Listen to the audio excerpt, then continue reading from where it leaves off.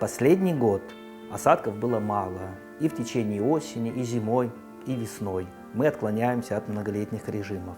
Соответственно, Симферопольское водохранилище, которое построено путем перекрытия дамбы Салгира, оно получает питание со склонов Чатырдага, со склонов Кизилкоба, Яйлы. И этих осадков мало, снежного покрова устойчивого не было. Соответственно, пополнение водохранилища происходило в минимальном объеме. В то же самое время осуществляется водозабор.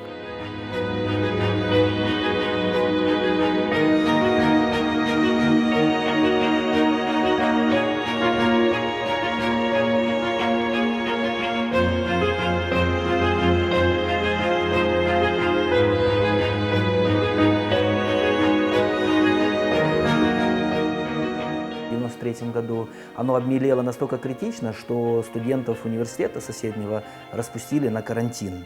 Но это была осень, это был август-сентябрь, то есть время, когда в реках Межень.